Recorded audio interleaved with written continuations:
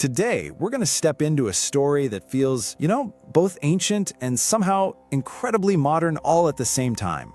It's the parable of the farmer's field. Okay, so let's just dive right in. I want you to think about something. Think about a time you had a really big decision to make, maybe a project you needed to start, or some change you really wanted in your life. Did you ever find yourself just waiting for that perfect moment to begin? It's usually not a panic, is it? It's not loud or dramatic. It's just this quiet, almost rational-sounding voice in the back of your mind that just suggests, hey, maybe now isn't quite right. And so, what do? We listen. We decide to wait for things to feel a little safer, for the world to feel just a little more certain. And this brings us right to our first section, the whisper of fear.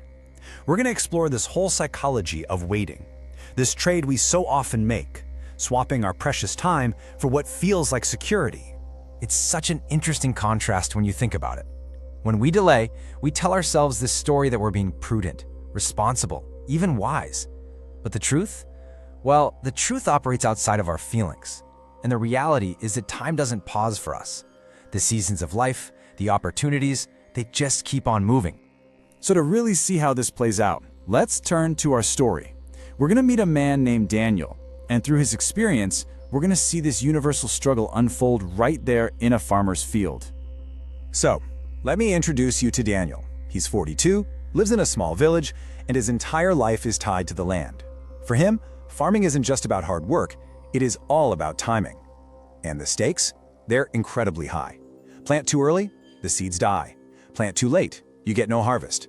The season dictates literally everything. But then, an outside force enters this predictable world of his, and it's not a storm or a drought, it's fear.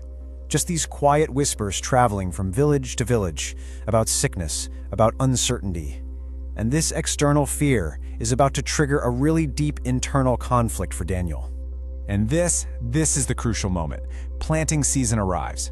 The air is warm, the soil is soft, everything is perfect. But Daniel, he just stands there. He looks at his field, this ground that's ready for life, and he does absolutely nothing. He just walks away without turning a single speck of dirt. And here's the thing. This hesitation is happening while the world keeps moving. While Daniel is standing there totally paralyzed by this new fear, his community is doing what it has always done. His friend Samuel is out there planting. The old farmer Eli is plowing. Life is proceeding, with or without him. Even the people closest to him can see the simple, practical reality. His wife, Nellie, she doesn't argue with him about the fear. She just states the undeniable truth of their world. It's the perfect picture of the core conflict. This abstract fear of what if versus the concrete reality of what is. All right, let's move on and see how this all builds in our next section, a race against time. This is where we really examine how a single moment of hesitation doesn't just stay a moment, it starts to grow roots. This is the sneaky logic of procrastination, isn't it? Look at how it unfolds. That first day of not planting, it feels like a brief pause, totally reasonable. Then the second day, it starts to feel like a strategic, careful decision. But soon has a funny way of quietly becoming later, and as we're about to see, later has a tragic deadline. And here's the results you can actually see. Weeks go by. All around him, the landscape is transforming. His neighbors' fields are alive with the promise of a harvest. But Daniel's land? It's just a barren patch, a visual, undeniable reminder of time just slipping away. And then comes this piece of simple but really profound wisdom from the village elder Eli. This quote, it gets right to the heart of it all. Nature, time, opportunity, these forces, they just don't operate on the same frequency as human emotion. They follow their own unwavering schedule. So now we arrive at the story's climax. Daniel, he finally acts, but his beginning is a late one. This section is called The Tragic Harvest. One night, standing there all alone, it just hits him. This sudden, painful clarity. The very strategy he chose for protection, waiting, hadn't offered him any safety at all. All it had done was steal his most valuable resource, his time. So he begins. Yeah, he's late, but he works with this fierce determination. And there's this really fascinating shift in his exhaustion. The weariness of waiting is heavy, it's anxious.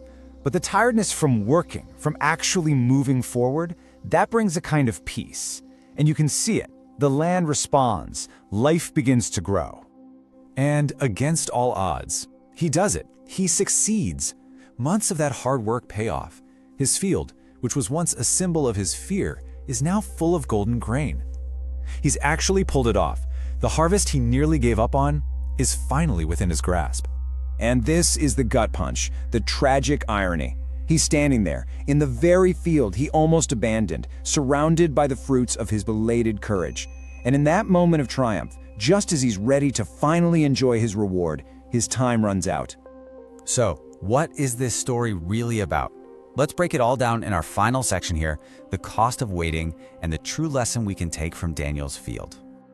This really reframes the whole story's ending, doesn't it? The tragedy wasn't that he died. That's an inevitable part of every life. The real tragedy, the one we actually have some control over, was that he postponed living. He put off the work, the purpose, and the joy that came with it. And this is the central paradox of the whole story. Daniel waited because he was afraid of loss, but the waiting itself became the loss. It cost him time, it cost him opportunity, and it cost him the peace of mind that comes from moving forward with your life. Fear promised him safety, but all it delivered was subtraction. And this says it all, really. When people look back on their lives, it's not usually the failures that sting the most, because failure means you tried. The true source of regret is the inaction, the things we never started, the seasons we let just pass us by because we were waiting for a perfect moment that was never going to come. So, as we end this explainer, the story leaves us with this final, really powerful question. And it's not just for Daniel, it's for all of us. It's a question to carry with you. When you look at your own life, your own goals, your own field of possibilities, what season are you waiting to begin?